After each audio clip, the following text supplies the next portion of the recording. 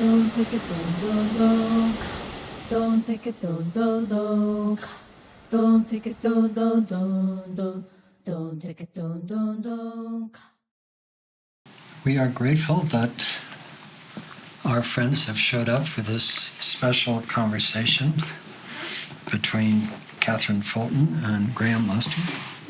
We're very honored to have Graham here visiting from Scotland, a very extraordinary contributor to thinking about the future and specifically, in our sense, thinking about the global polycrisis, which is a central interest of our work at Commonweal. Katherine will introduce Graham, and my job is to introduce Katherine. Katherine is the vice chair of the board at Commonweal, and she has been a leading strategic advisor to foundations, high net worth donors, major nonprofits, and rising social entrepreneurs for the past 20 years. She spent a decade building Monitor Institute into one of the nation's leading social sector consulting firms and has published and spoken widely on the future of philanthropy, impact investing, and social change. Previously, she was a journalist and an entrepreneur, co-founding an award-winning alternative newspaper in the American South, where she grew up. And her conviction that the internet would transform journalism led her to join the Global Business Network, where she advised leaders from more than a dozen industries. So there's a great deal more I could say, but the one thing I will say is that one of my highest praise phrases for friends is that someone is an adult in the room. And it's an honor that I bestow on very few people. And I'm honored and grateful to introduce one of my beloved friends and partners in the work, an adult in the room, Katherine Fulton. Thank you. Yay. I'll see if I can disprove that next little piece of time. Before I had any idea how to introduce myself, I used to say, I'm a Southern belle who never rang.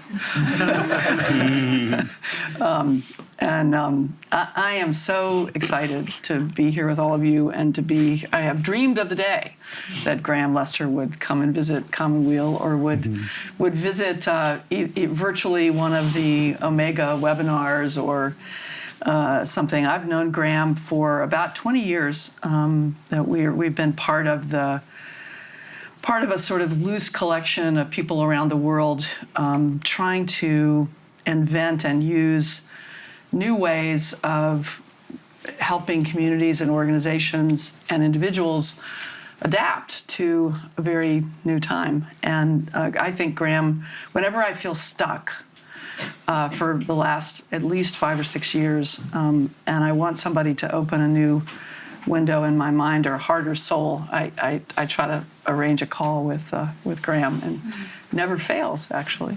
I'm usually scribbling notes furiously and say, would you send me that?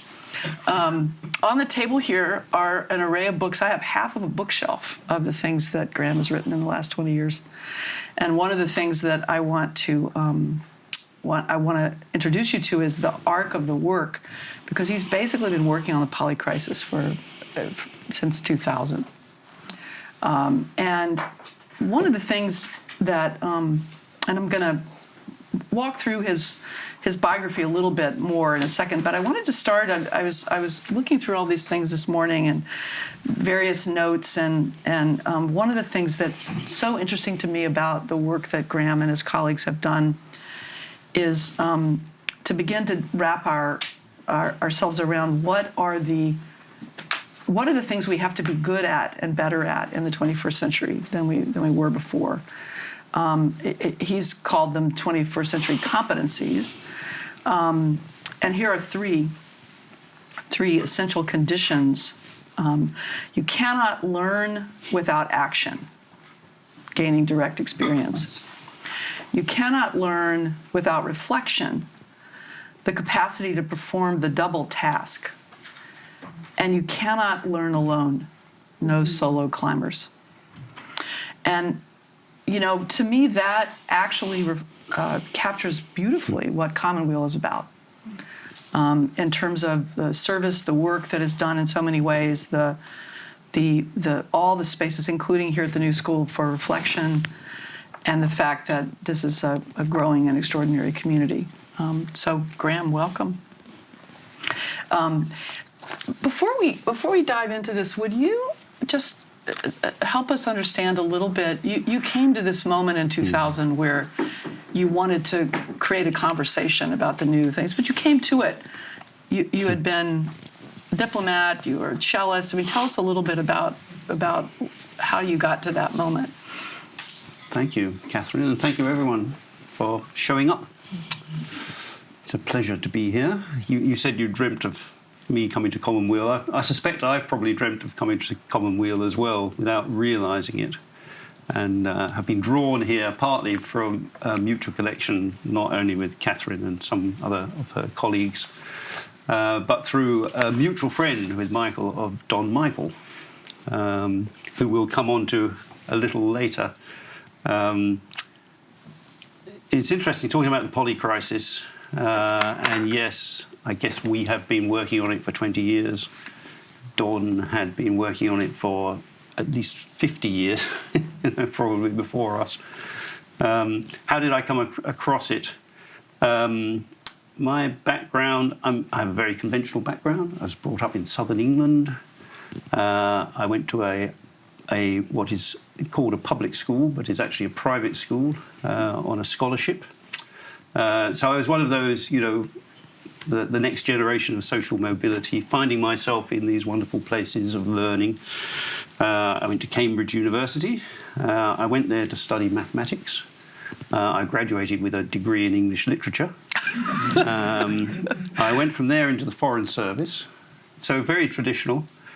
And I slowly lost faith in the ways that I was encountering to improve the state of the world, particularly policy. My work in the Foreign Service was mostly around Hong Kong, China, so handing Hong Kong back to China, 1997, and then the European Union, the Maastricht Treaty. So these were all, in retrospect, I could see this was about governance and how people learn to live together. Hong Kong, China was about one country, two systems.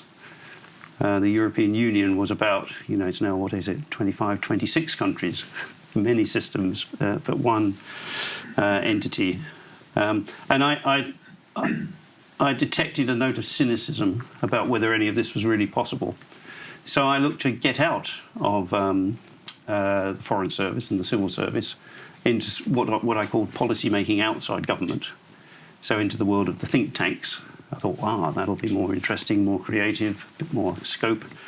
And that took me to Scotland, which was about to, with a change of government in the UK, it was about to set up its own political institutions, its own parliament, its own government. I thought, perfect place to experiment and innovate. So I moved to Scotland to follow that track. I discovered after a few years that even with a blank slate, new institutions, history of creativity, small country, actually quite well funded, it was still really difficult to get anything to change. And that led to a deeper inquiry with the likes of Katherine and others. I started going around saying, what am I missing? What am I missing here? Why is the dial not moving? And I slowly discovered from those conversations, well, you may be missing the complexity of the current circumstances. This was 99, 2000. You may be missing that we are actually living in a world we don't understand and can't control. That's the nature of the beast now. And all our policy and our actions are based on the opposite assumptions. That if we don't understand, we'll crunch a few more numbers, do a bit more research, and we will.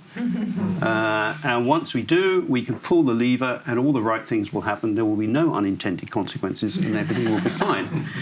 And I didn't think that was true anymore. So that led to setting up the International Futures Forum, bringing together a group of people who saw that as the challenge. This is the world we don't understand and can't control, and we need to restore the capacity for effective action in that world. Not tune out and double down on the old stuff. Although we need all of that, let's pioneer some new ways of thinking. So that was back in 2001, and we realised fairly early on, to give ourselves credit, that if you thought you'd cracked it, you were back in the old world.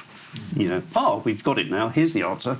Well, you're back in the world that you do understand and can control, and that's not the one we're living in. So, in a way, fated to keep this work going forever. Yeah.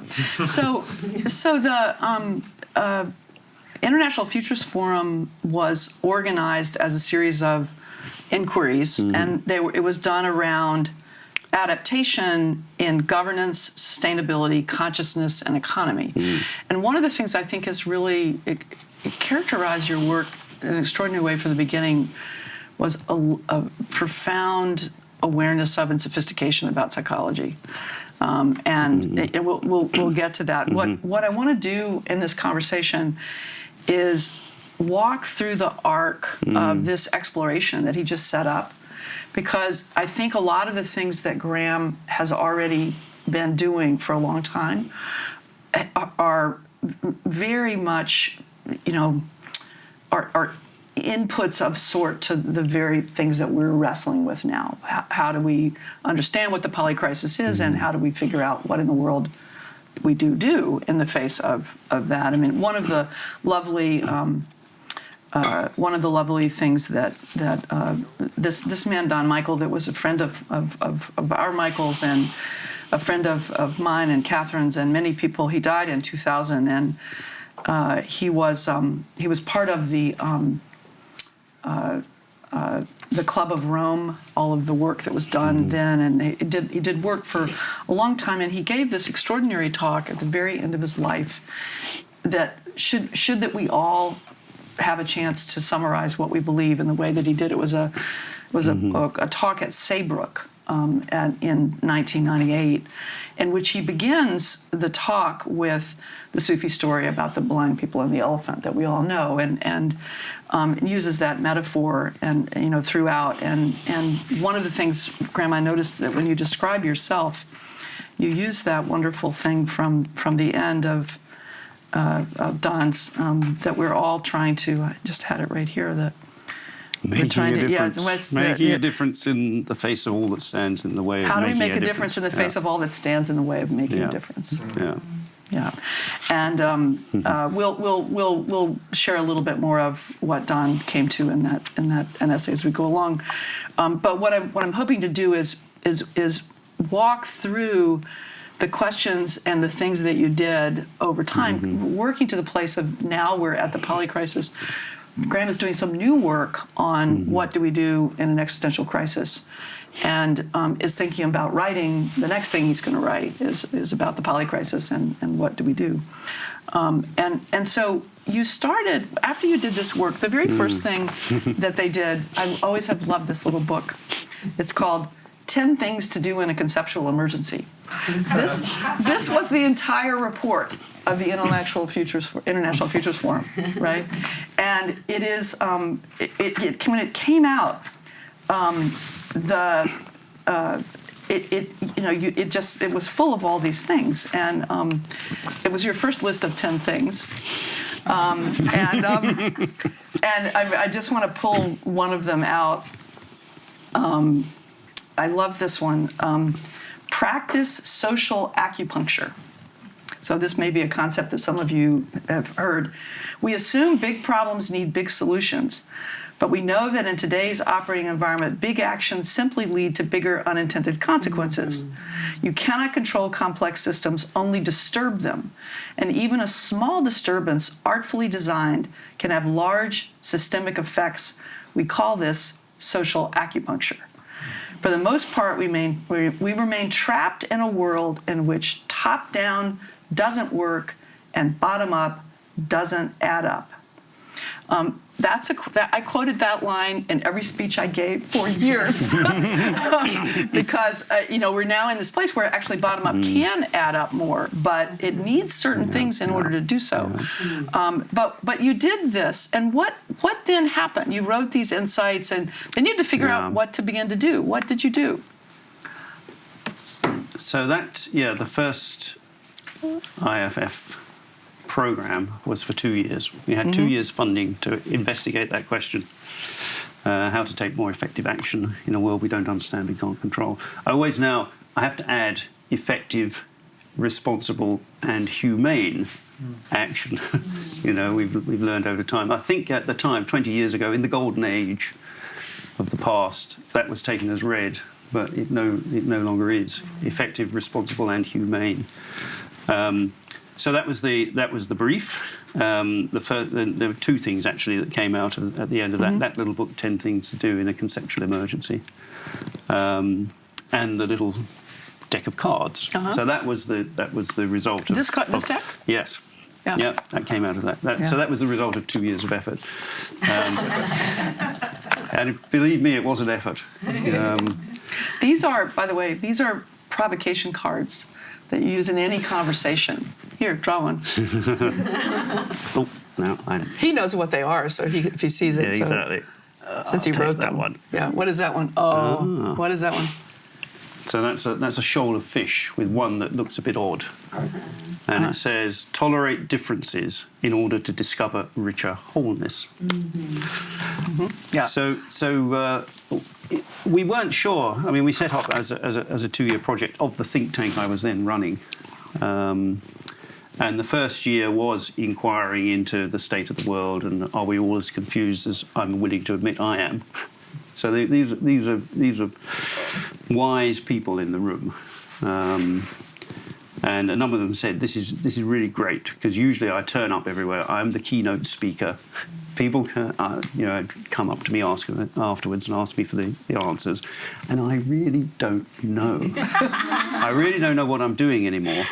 And this is the only place I can come where I'm able to admit that. So it was an incredible learning environment, just a huge privilege to be with all those great people. So there was a lot of learning in the first year, and then somebody said we need to test this, find out what we're good for.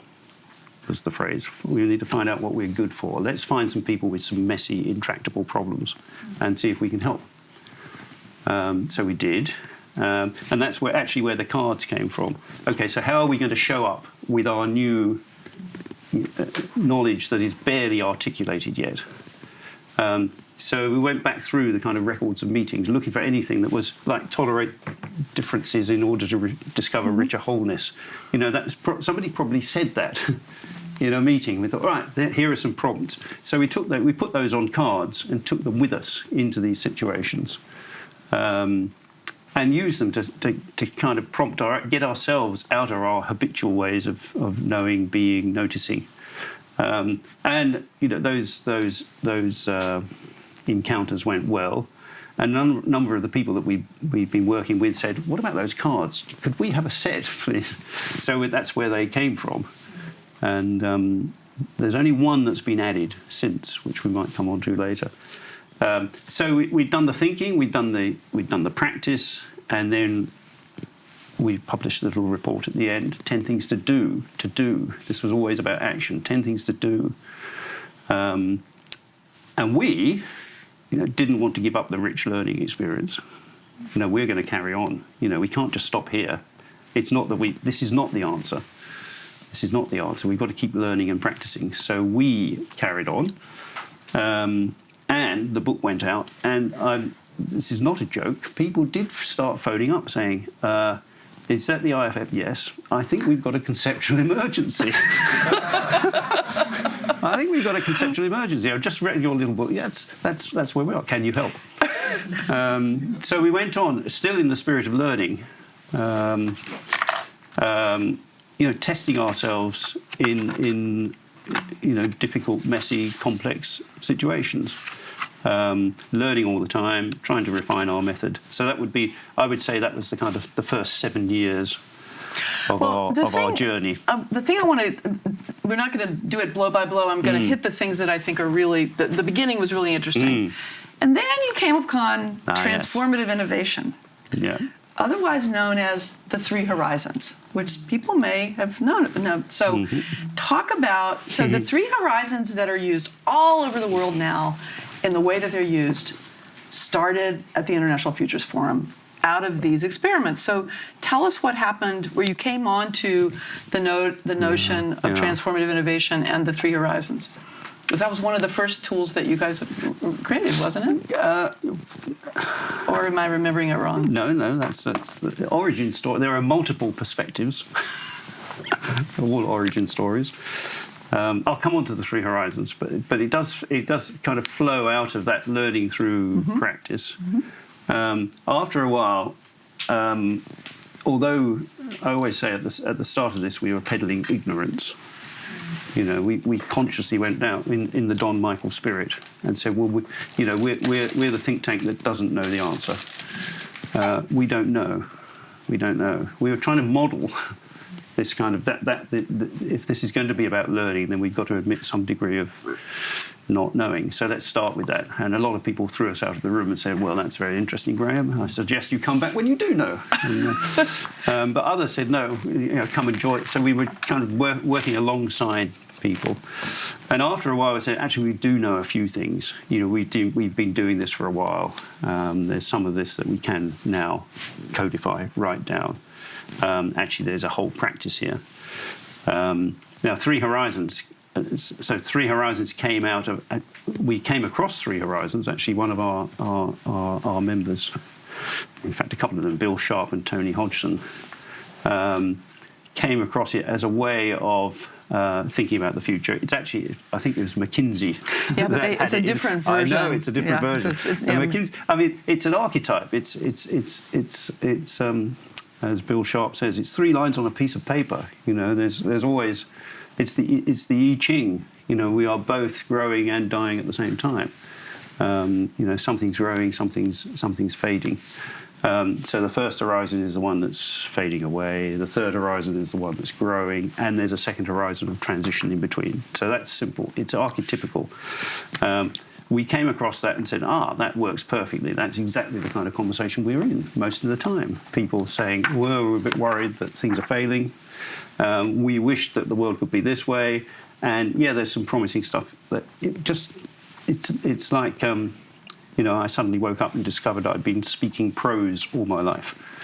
That people do think and see and act in three horizons anyway. So we took that framework and said that actually works for our conversations.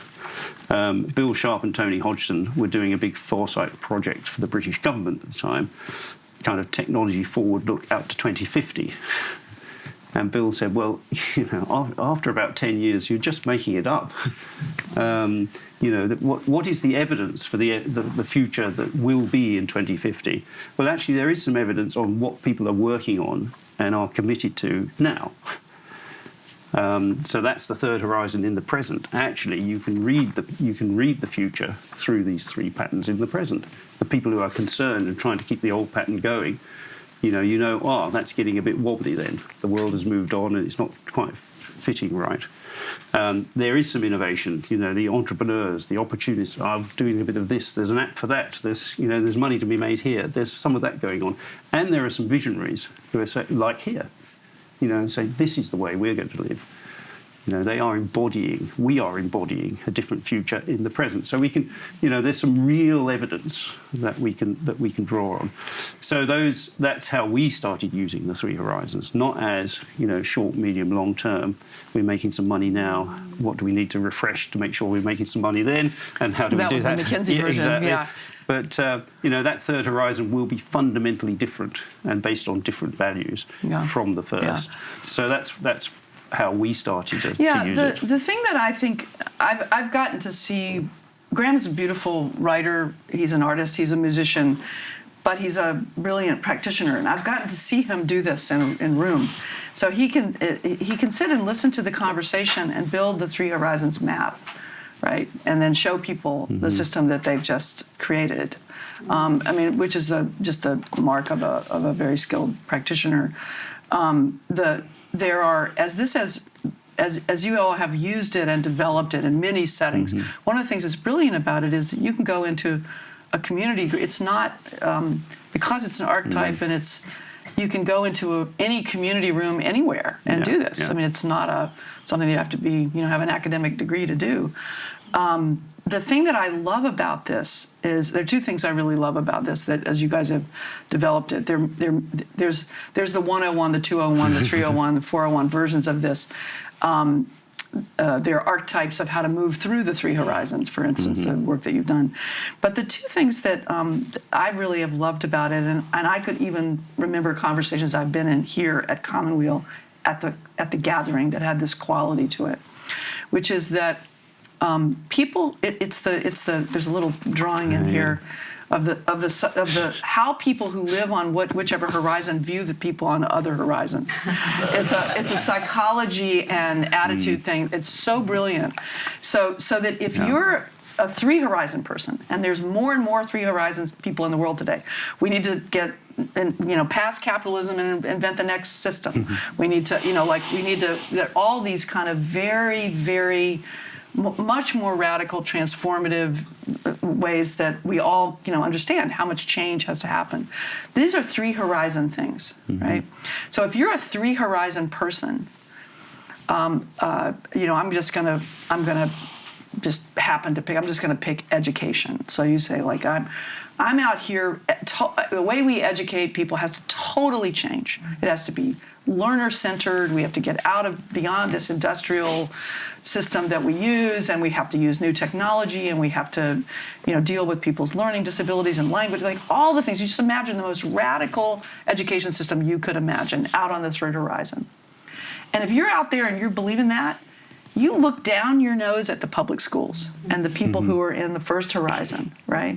So what happens is the people in the first horizon who are doing their damnedest to make sure that the kids today don't suffer feel the resentment of the fact that they're not the visionaries. And they look out at the visionaries and say, those guys are completely unrealistic, right? And you get these kind of, binary things. And then you get the people in the middle part, right, who are kind of trying to do the innovation and the pilots, and they're much more kind of realistic, right? But these people over here are still smoking something, and you're still looking down your nose at these people. So you get these tribes that develop around the horizons without any wisdom about actually at any moment of change, there's a vital role being played by the people on every one of the horizons. I mean, I've seen you do that. Did I completely butcher that? No. That's it. That's it. Yeah. And then the other thing that was brilliant that I've seen happen in a number of rooms, so I've been trying to proselytize this for a while, is the notion that let's shift systems and talk about the need to move to get cars off of gasoline, right? So first horizon, we have gas guzzling cars, Third horizon, maybe we're not driving cars, we're on public transportation or something, In the meantime, we need we're going to have electric vehicles, right? So what they've developed is a notion of horizon 2 plus and horizon 2 minus. So sometimes what happens is people do innovation that's really about preserving the system. So an electric very large car or truck, that really is about extending the profits from the first horizon. Very different than the breakthrough vehicle that leads you to the third horizon, right? And so what I'm trying to get at is you guys spent a lot of years using these tools, developing them, writing about them. There's a lot of stuff on your website. And then something happened. You said, that's very interesting, but really, it's about that. So you began to shift. You began to shift about what you thought was going to be necessary to create transformation. So, well, let me tell you a couple of things about three horizons. if I can remember them. I mean, one is 3 lines on a piece of paper.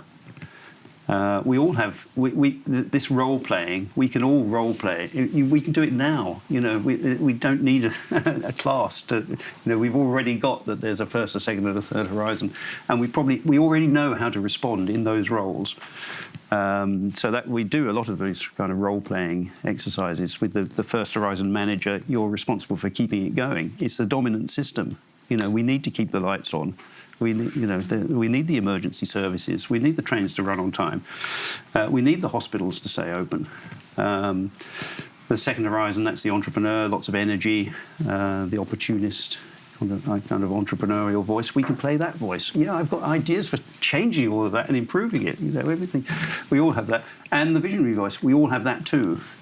So particularly through the kind of, you know, the last stage of the pandemic, because I know it hasn't gone away, we did quite a lot of very rapid scanning of what the hell is going on. And when we boiled the scanning down to, they're based on the 3 horizons, we had 4 questions. What's working? You know, which was, what are you noticing? That's the innovation, that's the second horizon. What's hopeful? So that's a deeper question, and people, you don't have to coach them. They know the difference between what's working and what's hopeful. You know, I'm talking to my neighbours, you know, so-and-so is doing. And then what's troubling? You know, so that's the first horizon question. And then we'd add one at the end, what's missing? What's missing? And it would be leadership or information or something. So just in those 4 questions, in 20 minutes, you've got a whole strategy. You've got a map of the landscape of everything that's going on. You've got the hopeful stuff that you want to grow. You've got the promise of the stuff that's working, well, we need a bit of that. And you've got the what's missing. You know what to do. So, you know, really, we've got, you talk about walking into a community. I mean, we were getting right down to the bare bones there. In terms of a practice, now I said, you know, the second phase of IFF's work was working with people. We did a lot of work around healthcare. And I remember the Transformative Innovation book actually came out of the healthcare system in Fife. They talk about the winter crisis. You know, lots of older people fall over on the street, get into hospital, never get out again, or it's difficult to get them out again. So, and they were doing a review at the end, as they always do. How did we get through the last winter? What are we going to do to get through the next one? And they said, well, we've concluded that we can't go on like this. We can't get through the next winter. There must be a better way. So that led to, let's have a 3 horizons conversation. What's the, you know, all of that. We worked with them for 7 years to transform the system till they got something really remarkable. And that's when I realised, actually, there's a method here. So started writing the case study of that and realised, actually, no, this is generic. So we got the Transformative Innovation book. As a, you know, find the third horizon. Well, no, have your vision, find the third horizon in the present, and this is how you grow it. So the 7 years, you were growing the third horizon vision across the 7 years. Yes, yeah. Whilst the first horizon was collapsing. You know, so we talk about introducing the new in the presence of the old. Mm-hmm. And I'm moving away from the H2 plus, H2 minus language now, because actually we need as much sustaining innovation as we can get hold of, you know, to keep the system going long enough to build the new one. So I see both, you know, the sustaining and the transformative innovation as important. What I'd missed, so we published the Transformative Innovation book, and then somebody got in touch saying, or actually somebody bought 300 copies of this previous book. This had come out earlier, actually, Dancing at the Edge, about competence, culture and organisation in the 21st century. And I realised at that point that that I'd kind of taken that as read, that we had talked about, OK, the first thing is to keep your head in overwhelming times. So that 21st century competencies piece was about our natural responses to being overwhelmed. The neurotic denial, it's not happening here, we're fine. The kind of psychotic collapse, you know, it's all beyond me, you know, eat, drink and be merry, you know, somebody else can sort it out. And the transformative growth response, actually, no, this is tough. We haven't been here before, this is new. But I'm a human being, human beings do this. You know, this is how we grow. We sit with the trouble and we learn and grow our way through it. So that's what the 21st Century Competencies book was about. Okay, so how do you encourage that transformative response and draw the resources from ourselves to meet the moment? So that that came before finding the method. And we've since had to come back and say, well, wait a minute, actually you need to generate this you need to develop your own competence and capacity. We say it is innate, but we need circumstances to reveal and encourage it to show itself in order to do this kind of work. Mm-hmm. Mm-hmm. Yeah, to get but as we come into closer to the present, these books that you've written out of crisis that are more, looking at the three kinds. It's worth actually just calling out that you talk about three kinds of emergencies. Can you just say what you think they are? So we wrote a book about the conceptual emergency, which is it's actually a phrase from Mary Midgley, the English philosopher, who talked about the conceptual emergency. So a concept is literally something that you grasp the world with. You take your concept and you make sense of the world with it. And you're in a conceptual emergency when your concepts are not making sense of the world anymore. That's the conceptual emergency. So that's where we thought we were. There's also a real emergency, and I suppose I'm surprised we have to labour that point, but it's surprising the number of times I've been in conversations. They say, "Well, this is the denial. We don't see any of this around here. I don't know what you're talking about. It's fine. Have you looked out of the window?" So there is a real emergency.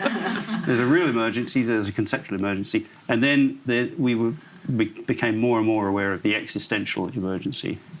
I mean, it's in the conceptual emergency book as well. Of course, these are false distinctions, but that the impact that living in this kind of world, a world that you don't understand and can't control, has psychological consequences, which are existential, and we've got to address that as well, which is where the people piece came in. So I wrote the book about 21st Century Competencies with Maureen O'Hara, founder, member of IFF. Worked for 30 years with Carl Rogers, so a kind of person-centred humanist. And she has been saying for some time, actually, for 10 years, that the existential emergency is also a cultural emergency. The existential emergency shows up at the collective level in the culture. So we are in a cultural crisis. So, three emergencies, all wrapped up. And this is bringing us now into the present, because what you're thinking about is the existential emergency and the cultural emergency. Yes. Can you say a little more about what you're seeing and thinking? You were saying that, and we were driving over here, that the neurotic and psychotic. We're watching the neurotic and psychotic responses grow, right?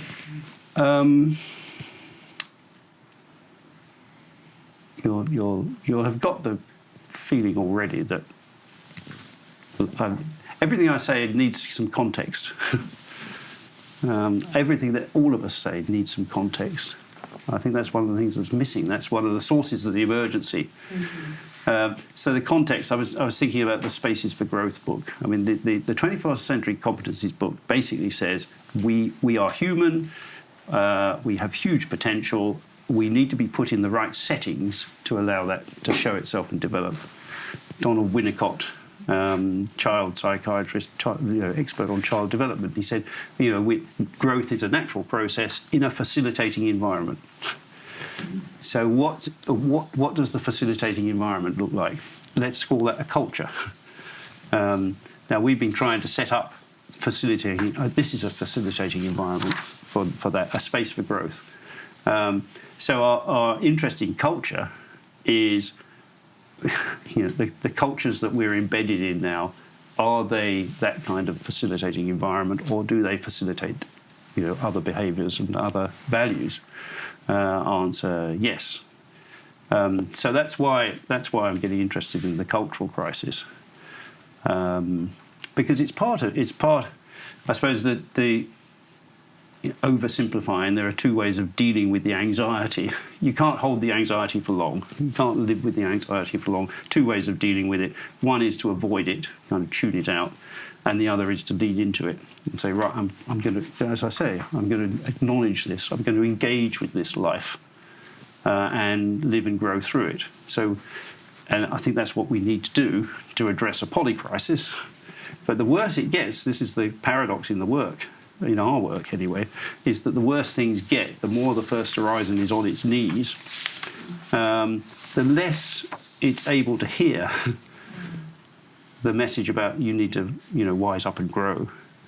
Michael talked about the adult in the room. That grow up. We've got to be adult and responsible and humane about this. Are you up for it? Well, no, the boat isn't sinking at my end. Is a natural. I don't want to.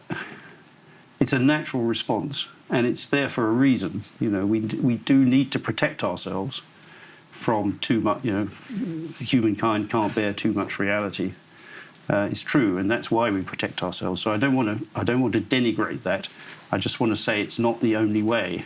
And we say dancing at the edge, not on the edge.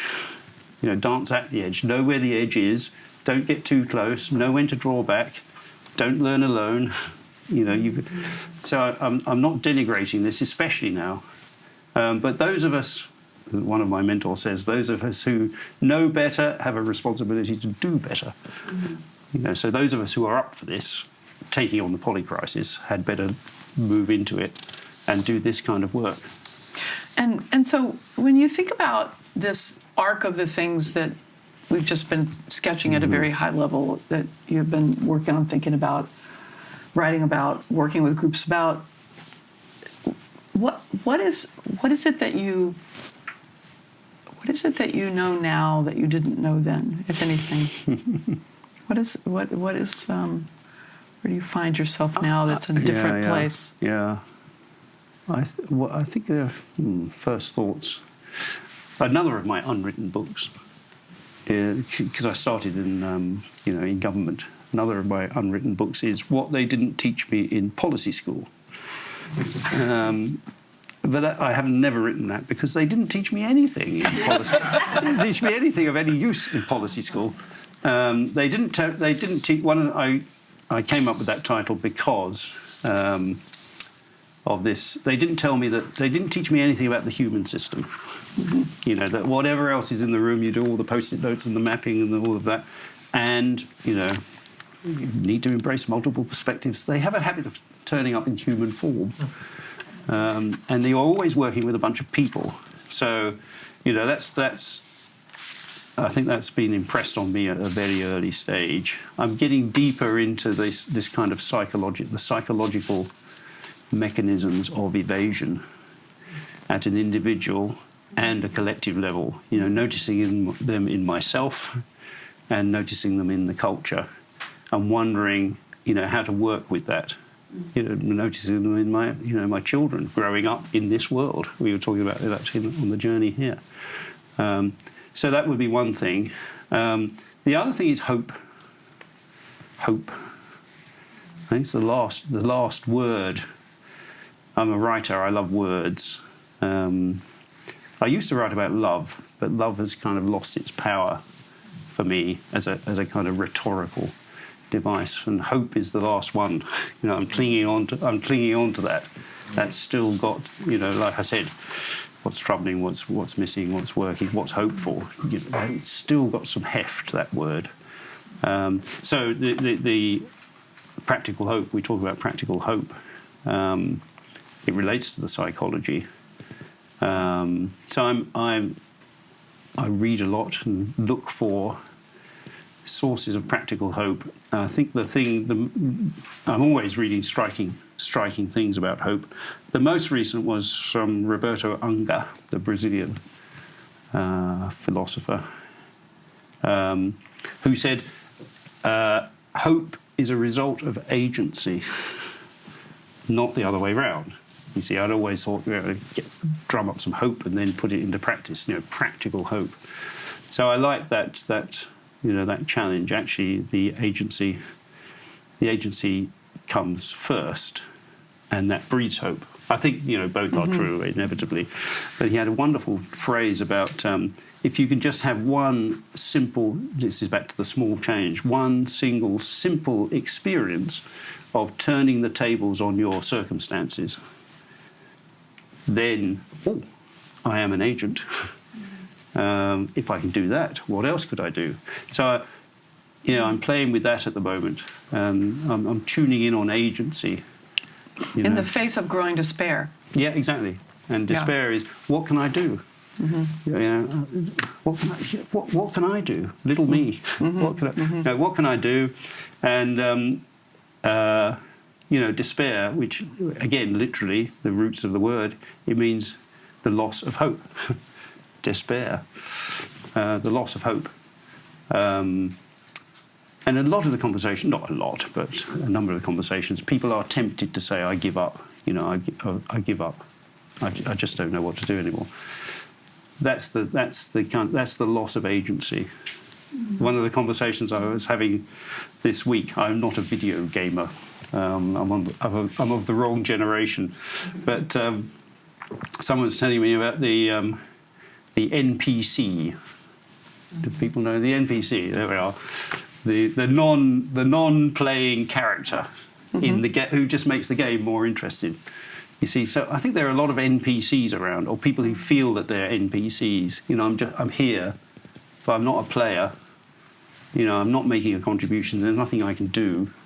That is despair, and we know, that's not a good path to be on. So this restoration of agency, I think I wouldn't have. I suppose it was there in that founding mission, restoring effectiveness in action. I didn't realise how deep that went, and that's where I am now. That's where I want to pursue this inquiry. Yeah. So I'm going to read one little thing, and then I'm going to ask Michael to come and join us and bring us to the things he's thinking about. This essay, this speech that I told you that our friend Don gave.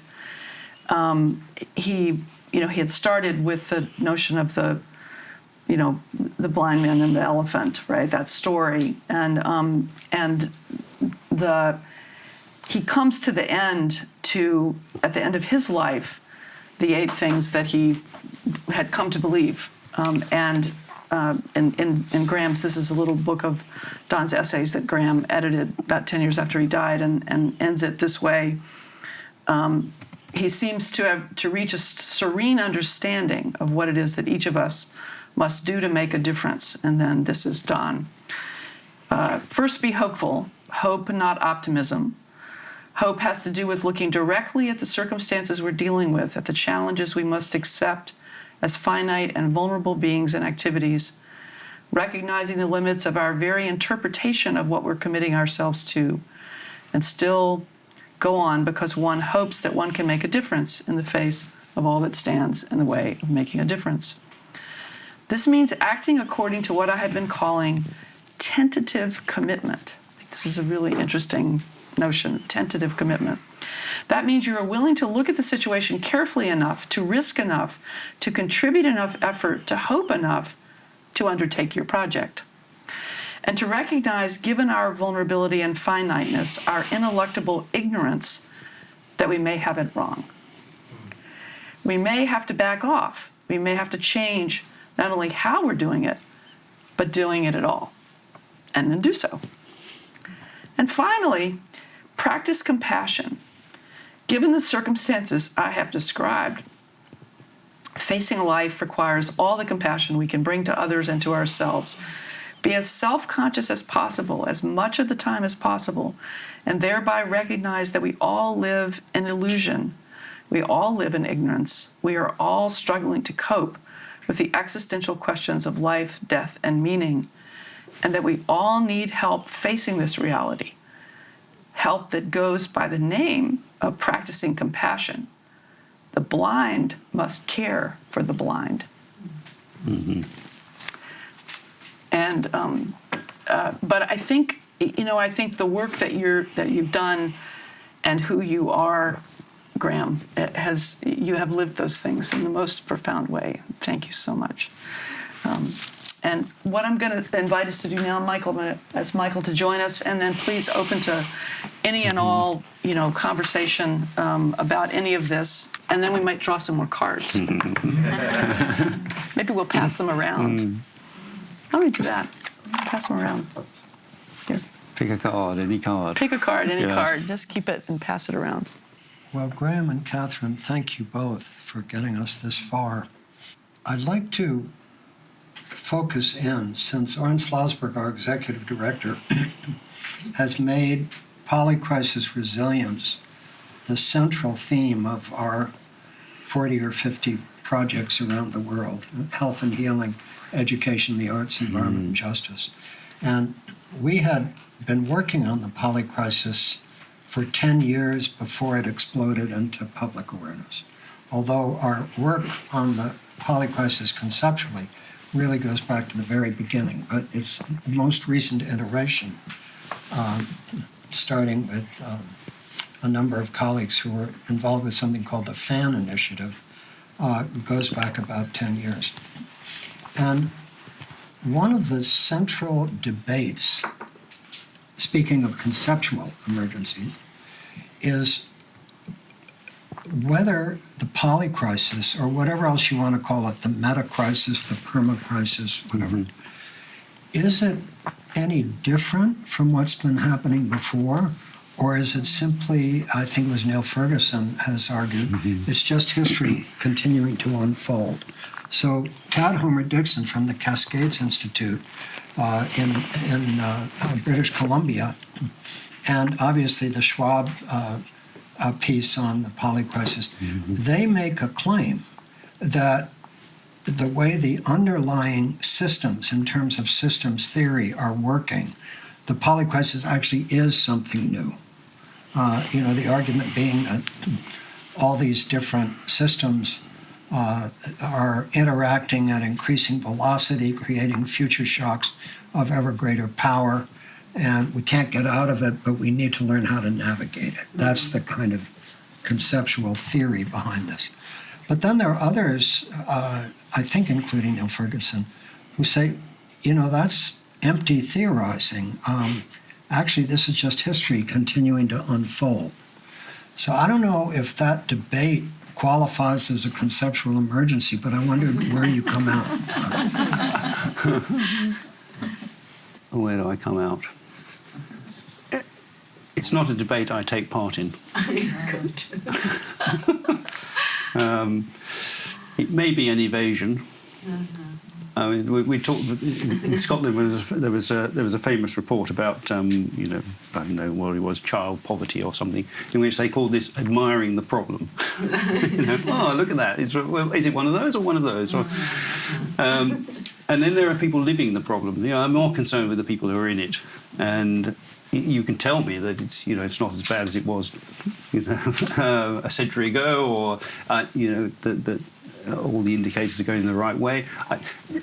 I'm trying to own how it feels to live in this age for myself and others, and to address that. And I don't know which of those stories will comfort me and others. We were talking earlier about, I think we all need a hopeful story. I know what mine is, and it's neither of those. And it's not the one that says it's okay. Actually, part of it is the one that says it's okay. Humanity has been here before. There are always shocks. It is always uncertain. It is, we started the IFF as the search for what we called a second enlightenment, looking back to the time of the Enlightenment, when people were saying, my goodness, what's going on? This is a world I don't understand and can't control. So I think there's something about learning from history. There's obviously something about learning about the underpinning structures. And this is why I'm concerned with the people and the psychology. What do we do with that knowledge? How do we process that knowledge? Al Gore and the inconvenient truth, And actually, Don Michael, I realised his that final essay was about the missing elephant, and I realised actually that would be that's an elevation in consciousness to realise that the elephant's missing.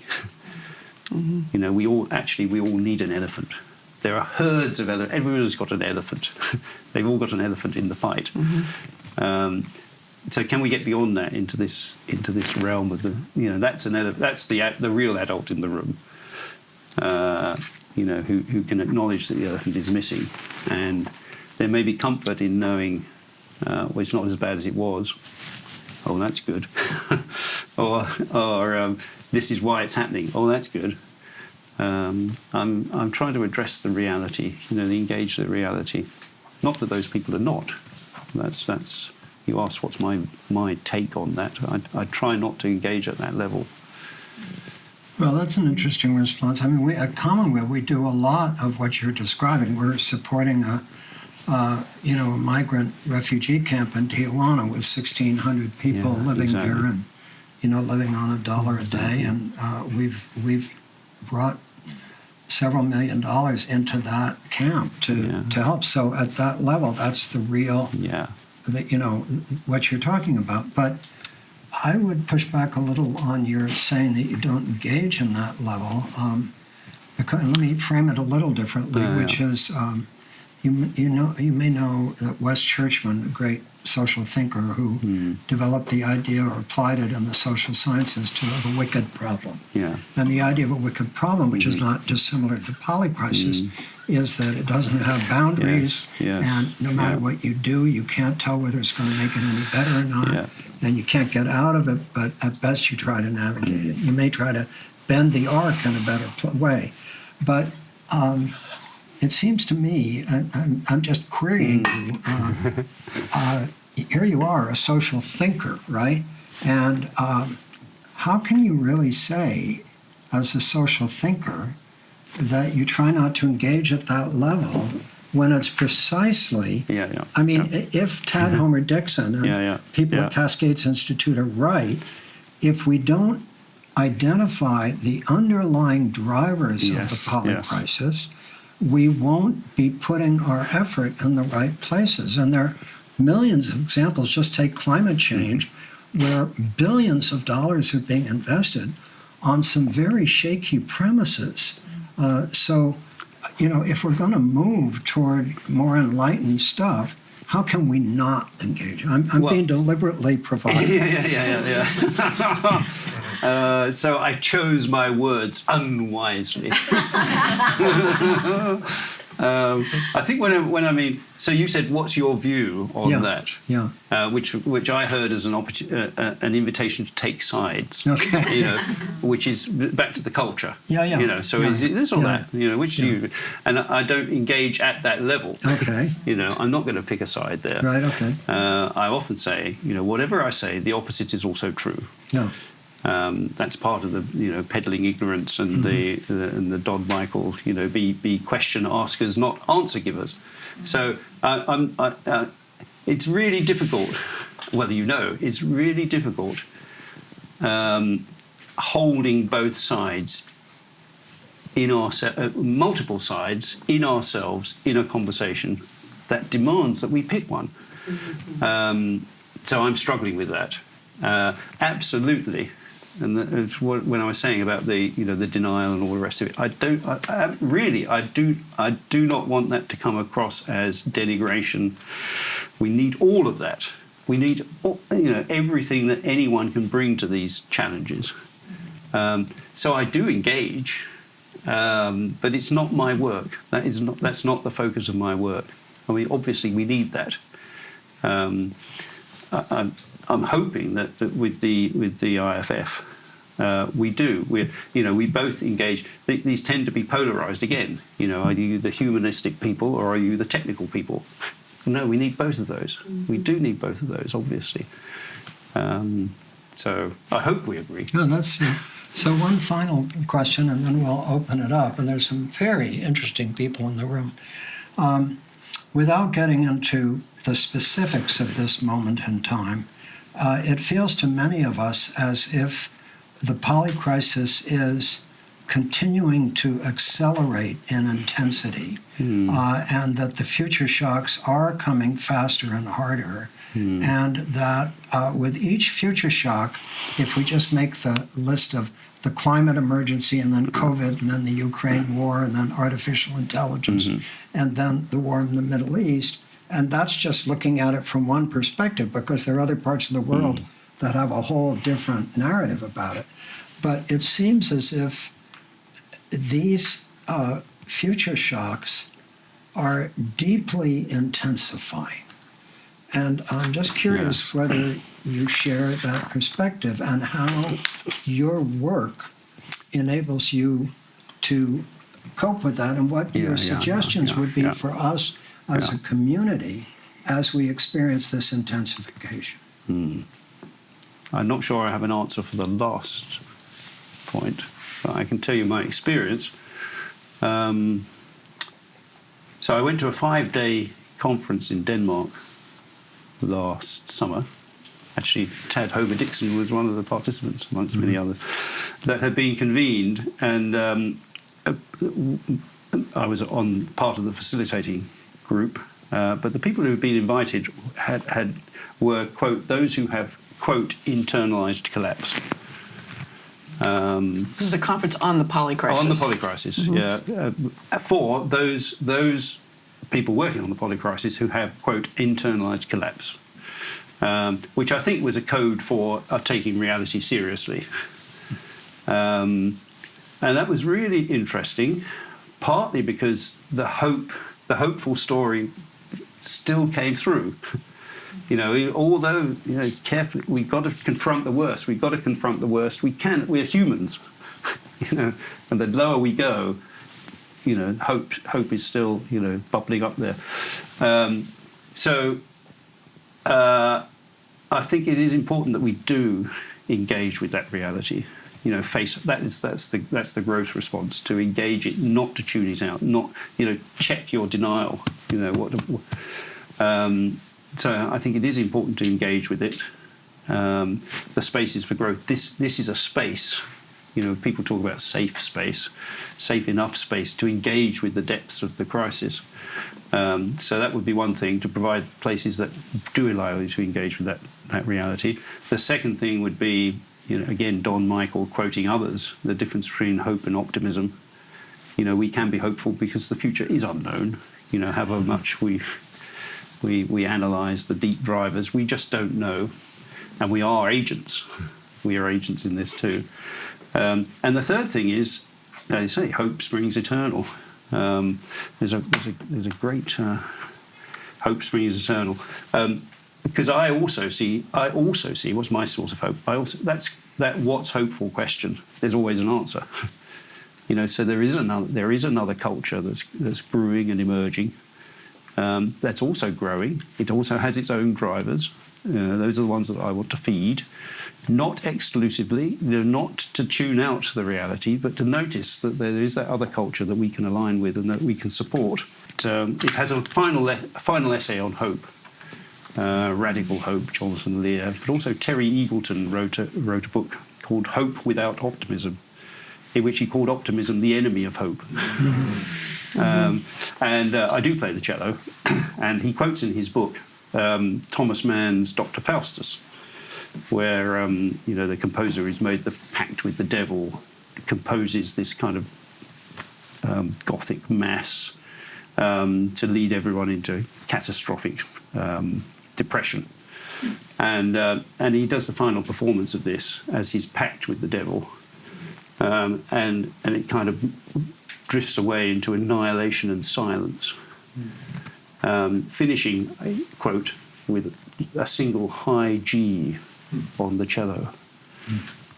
And that's it, that's the end of the world. And he said, but after the note died away,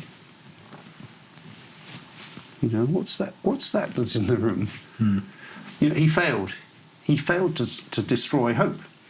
See, I read the whole of that novel just to find that passage. It was right at the end. So that's what gives me hope. It is always there. It's always there, and even when everything else is destroyed. Right? Yeah. So, Graham, so you're asking about the acceleration. Is it accelerating? I think that's our experience is that it is, right? Yeah. And there was one of the, when you started thinking, I have a little list that you sent me one time of you were beginning to look at what do we do in a polycrisis. There's one here that's really interesting. Polycrisis is not collapse.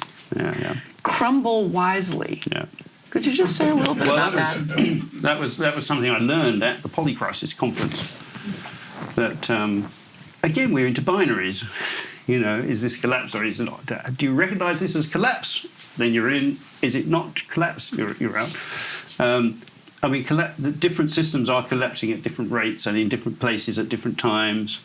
So I like that idea of actually they're crumbling. They're crumbling around us. And therefore we can crumble wisely, says, so which ones do we need to support? Which ones do we need to prop up? Actually that one that's crumbling, thank goodness, because that was not doing us much. That has no place in the future. So let's protect people, make sure that they don't get crushed by the rubble, but let it crumble. This one, no, we absolutely need this to help with the transition. So So that was just, getting a more sophisticated notion of, well, if we're going to internalise collapse, let's take that seriously. Which bits, So maybe we need to advance some of the collapse. So, questions in the room. I think we have a mic to go around, and if you have a card that you want to share, what was on your card too. Looks like there was a hand right here. Yes. And please say your name. Yes. I'm Jim Quay, and I want to suggest a slight alteration in something that you said, which may have conceptual implications, which I'll let you. And that was that you said hope was the absence of, despair was the absence of hope. Yeah. I did a literary dissertation on despair and found that it's not the absence of hope, it's the reversal of hope. And the reason that's important is, let's take Viktor Frankl talks about someone in the concentration camp who was convinced that in 4 weeks the Allies would be there. Yeah. That was his hope. Yeah. The Allies didn't arrive, and he died 2 weeks later of despair. Yeah. So we have to be careful what our hopes are, because they can turn on us if they don't appear. Yeah. No, I like that. Thank you. There's another nice book by Frank Commode about called The Sense of an Ending, where he talks about the clock ticking. He says we know how the clock goes. It goes tick tock, tick tock, tick tock. He says actually it doesn't, does it? It goes tick tick tick tick tick tick. And he tells that story because he says we're humans. We like to have a talk. We like to have a talk. And he talks about doing time. So, the prisoners, 1, 2, 3, 4, 5, doing time. Now, and you're right, actually, if they say, when I've got to 25, I'll be out, that's their talk. And if it turns out to be a tick, they're lost. It's this kind of... So I don't know where I'm going with that, but I agree with you. And the taking away of hope. So we're talking about navigating the polycrisis, something about keeping going. There's something about that routine of the tick-tock. Anyway, that's... Thank you. If I could just add one little thing. I looked at two different literary characters. One made it out of despair and one didn't. So what was the difference? One was, by the way, Dr. Faustus, but it was Marlowe's Dr. Faustus. Right. He knew he was damned at the end of the play. He knew he was. Yes. Because he was hoping for heaven. Yeah. He lost that, he loses everything. The other is from a work no one reads anymore, Milton's Samson Agonistes. Samson, at the end of that play, doesn't know where he's going. Yeah. He has comforters trying to tell him, no, you're going to be okay. He doesn't know where he's going, and that enables him to go. Yeah. So This fits back in your not knowing. Yeah, exactly, yes. Yeah. As they say, keep breathing, put one foot in front of another. Comments, questions? Here. Yeah. I was fascinated, Graham. Thank you. You mentioned casually, after 7 years of working with a hospital system in Fife, is that what you said? And you said after 7 years, you were actually able to turn the systems around and to come up with some success. I would love to know a little bit more about that story, because I'm always looking for stories where a long project turns out to be successful in the end. The first would be a disclaimer that I think that what that was about was a cultural shift, a shift in the culture, and the culture lives in people. And I'm not sure if the culture is as strong as it was at the point where I wrote that book after 7-10 years. It's still there, but you have to keep attending to it, which is the point about the acceleration and the multiple crises and all the other things that are going on that affect the health system. The single insight.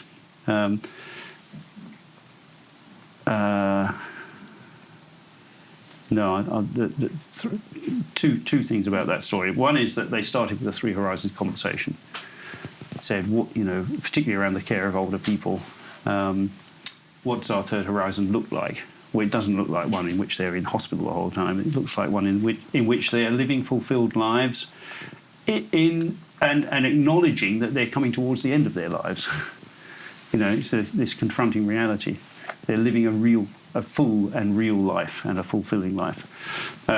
So that was a third horizon vision. How can we support that? Somebody there said, that sounds very much like the system that I was hearing about in a conference in Germany a few months ago in Alaska, the native Alaskan NUCA system of care, where they do. They have a different version of, to be healthy is to be in a pattern of healthy relationships, and in particular to be related to the NUCA, which is the vast living system of life. If you're connected into the NUCA, then you will be healthy. And so, that sounds interesting. So a bunch of people from Fife went to Alaska. Some Alaskans came to Fife, and off we go. So it was that shift. It was that insight. So how do we connect people into living rather than treating or even caring? And again, you could tell the transformation was happening, because that's where the professionals involved. This is difficult work. They have to confront, oh my God, what was I thinking? With the best will in the world, I thought I was doing the right thing, but I should have been doing this. So there's a kind of personal shift that happens, and then you have to get that into the infrastructure and the paperwork and the way things are done around here, and then it has to maintain itself over time. So anyone can do it, but this is why the emphasis on the people. The strength to see that through, and for all of them to do their best work, and not to pretend. So it can be done, particularly in the caring. I mean, that's what this place is all about, particularly in the so-called caring professions and settings: schools, hospitals, prisons. I would just love to encourage some of the younger members of our community who are listening to give us some perspectives. They tend to be in the front row. I can't great. Thank you. So mine is more of just a share of gratitude. I am so deeply and pleasantly surprised, Graham, that so much of the arc of what you shared is around questioning and deep inquiry, and being in a position of knowledge and leadership from a place of curiosity and the power in that. Because Adam and I, as we were walking, commented on how deeply we revere Katherine, who I've known for now almost 8-9 years, who I am in deep reverence of as an elder and a mentor figure. But what we commented on is one of the qualities about you that is so admirable is you're so curious. And the way that your curiosity comes off is so authentic and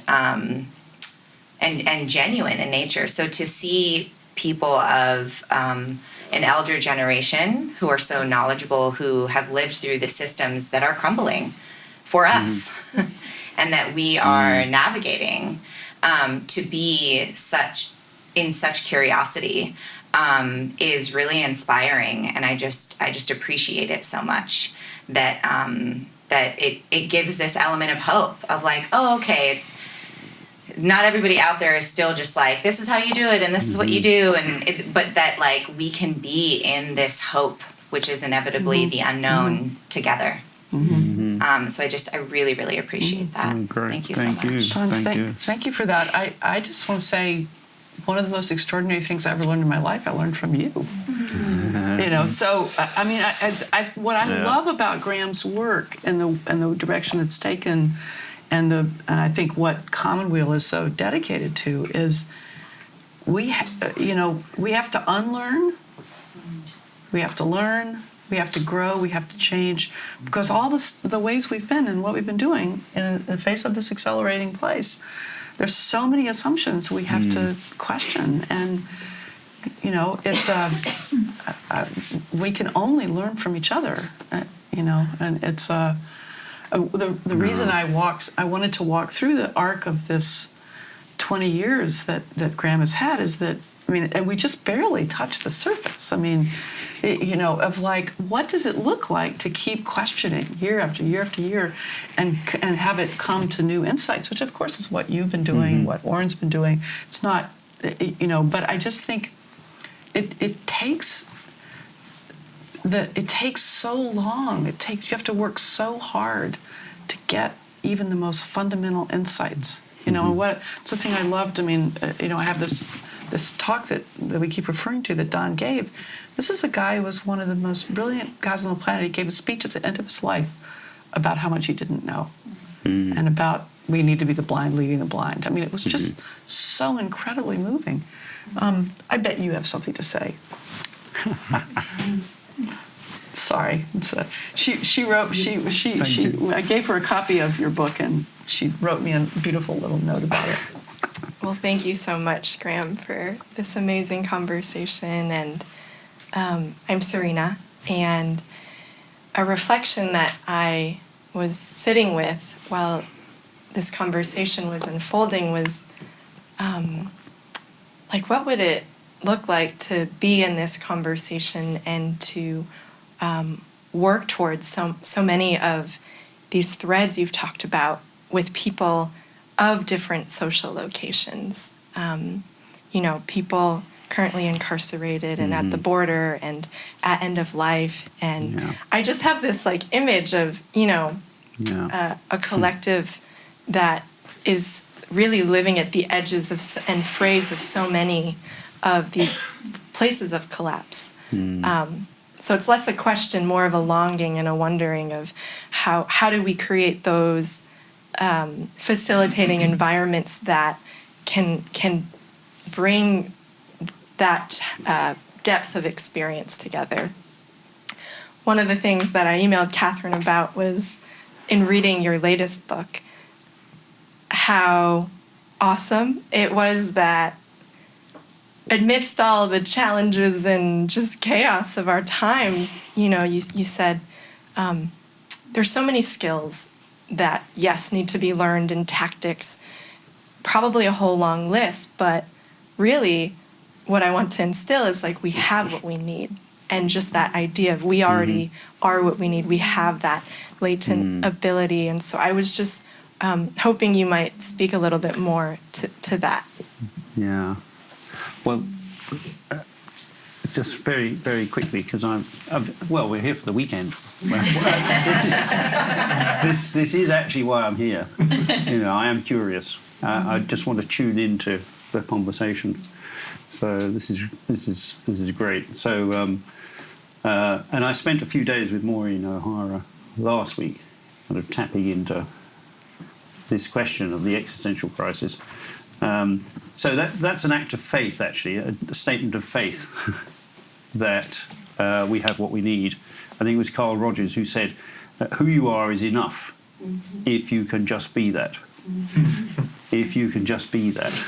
You know, and that's the space, you know, so I'd love to, you know, we can talk some more about, you know, engaging people on the edge.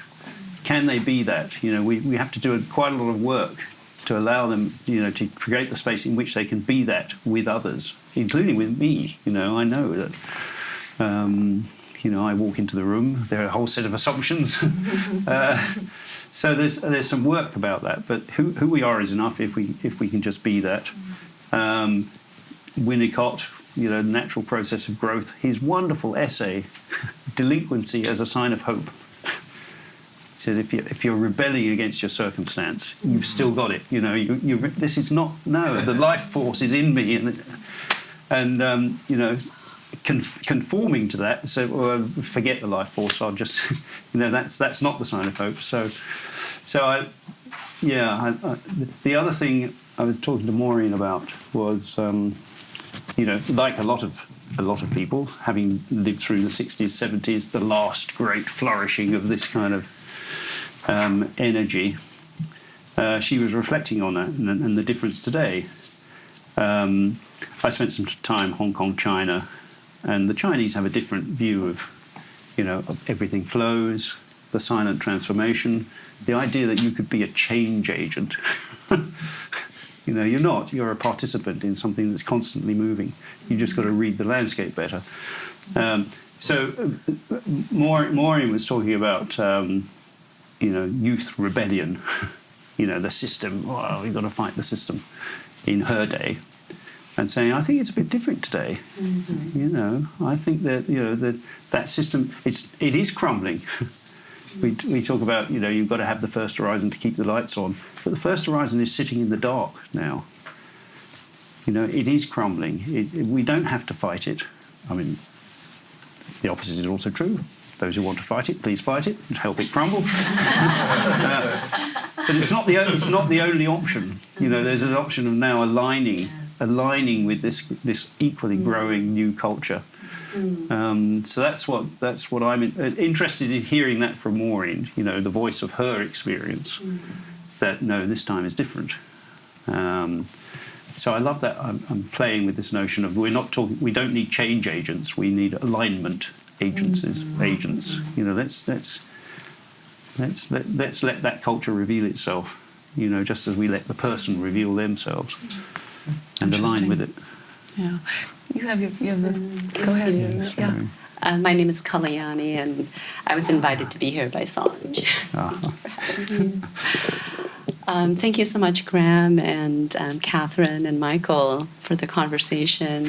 Just wanted to respond to Sanj, you know, your gratefulness and appreciation for the curiosity, especially from our elders here. You know, to have that curiosity, I think, inspires all of us as young people, too, to continue to be curious and ask questions, not to only have answers. Mm-hmm.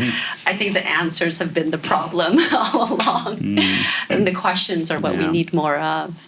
To respond to Serena, you said we have what we need. The curiosity actually, I feel, is leading us to recognize that we do have what we need. And it's the answers actually all around us. And that's what I discovered in my relationship with people who live on the land, who live closely with the land, who are in alignment, you know, with the land and the water. Mm-hmm. They know how to live. They don't feel out of control. They don't feel they are lacking anything. We lost control and we felt lacking when we lost our connection to the land. So I think we do have what we need. We have the answers right here on this land. Yeah. So I'm looking forward to us this weekend, you know, truly listening to one another, and also to people who actually live in close connection to that land, because we have so much to learn from them. Thank you so much for that. Does anybody move to share their card? Did anybody get a card they want to share?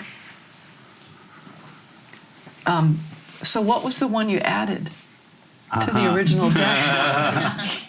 We're waiting for that one. Oh yes, yes. I sneaked it in.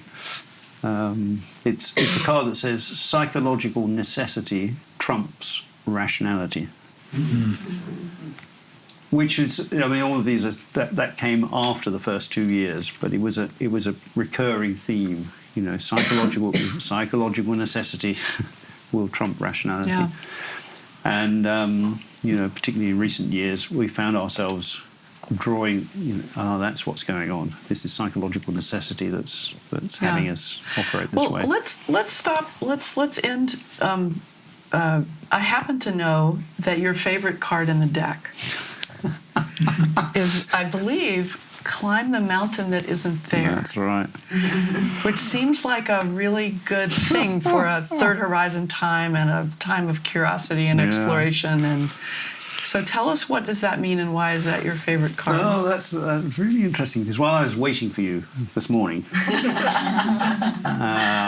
come and pick me up, I shuffled the deck and drew a card. And you know which one it was. Was it really? It was. Was it really that one? It was Climb the Mountain That Isn't There. It was. Wow. It often happens this way. You know. That's why I say we're just aligning with the landscape. And that came out of a conversation. All of these came out of a conversation. That came out of a conversation about Hillary talking about climbing Everest. Was it Hillary or Mallory? One of them, anyway. Why did you? I think it was Mallory, actually. Yeah. Why did you climb Everest? Why did you want to climb Everest? Because it's there. And we said, well, we're climbing a mountain that isn't there. You know, we're kind of, we don't know where we're going. You know, like Samson, we don't know where we're going, but we know that there's something beyond here that might be useful to discover. So that's. It's about pioneering, you know, out into the unknown, and I've been fascinated by climbing metaphors and stories ever since. And there were a number of deaths a few years ago on Everest, because now it's like, you know, there are big queues. You see the big, exactly. You see the big queues of people trying to climb Everest, and a climber was saying, well, you know, they've got it all wrong. You know, they book off a couple of weeks in the calendar, pay the money, go up there, and you know, they've just got no idea what they're doing, and it is dangerous. And they said the way to climb Everest is to climb high and sleep low. See, so you've got to get as high as possible, and then, you know, go back while you've still got some energy and get a base, you know, get a camp and recover, and then you climb high and sleep low. So that too has become part of the metaphor. So we're climbing the mountain that isn't there, but we're climbing high and sleeping low. We're taking care of ourselves on the way. Does that help? That's a good way to end. Thank you so much. Yeah.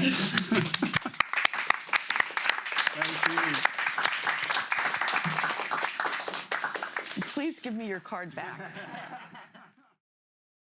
Don't take it, don't, don't take it, don't, don't take it, don't, don't take it, don't, don't take it, don't, don't take it, don't take it, don't take it, don't. The river is a healer.